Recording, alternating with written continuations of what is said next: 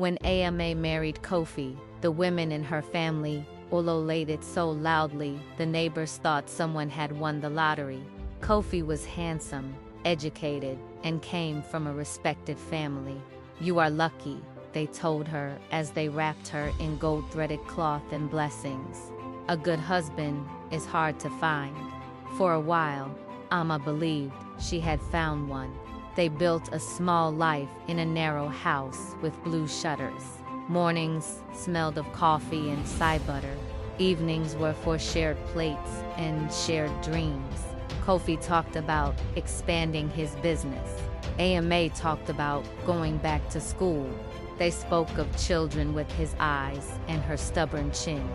Then the whispers began. At first, they were soft as wind slipping under a door.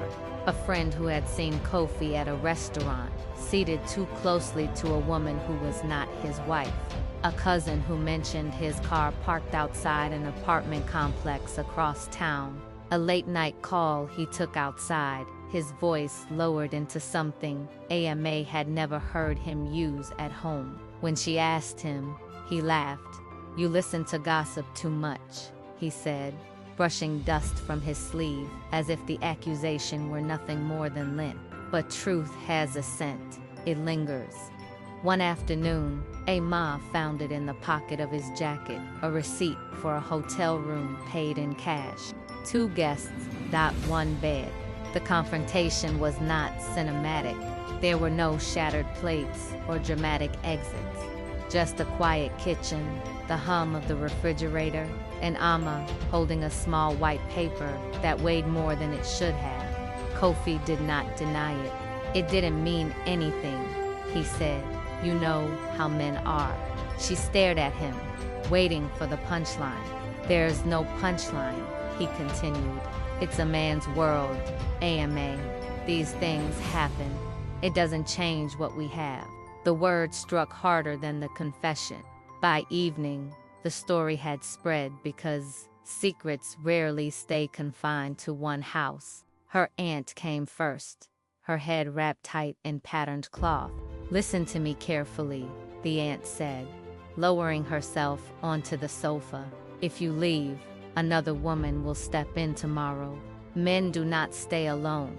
You will lose your home, your stability. Stay, bear it quietly.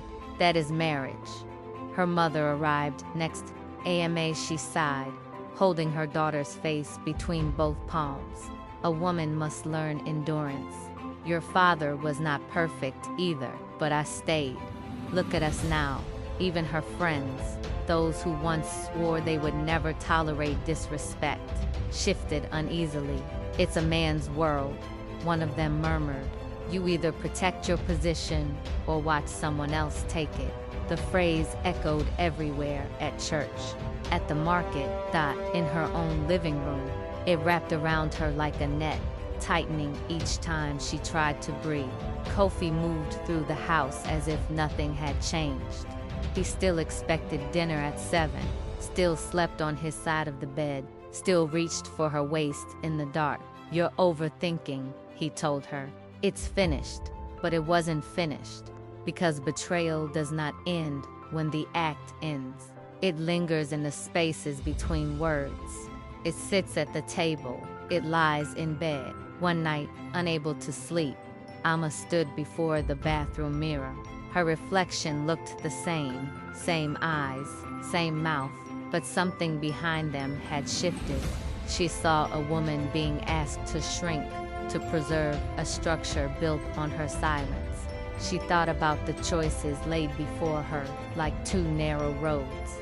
If she left, they said, another woman would come, as if husbands were thrones to be occupied, not partners to be earned. As if her leaving would create a vacancy rather than draw a boundary. If she stayed, she must carry it. Smile at family gatherings. Pretend the wound was a rumor.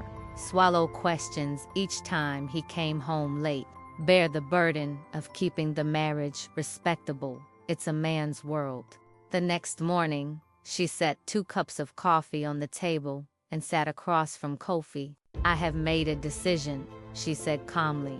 He looked up, surprised by the steadiness in her voice. You are right, she continued. It may be a man's world, but it is my life. Silence spread between them. I will not compete for my own husband, she said, and I will not pretend your betrayal is normal because others accept it. He opened his mouth to argue, but she raised her hand. If I stay, it will not be to bear it. It will be because you choose to rebuild this marriage with transparency, counseling, and respect, fully, not halfway.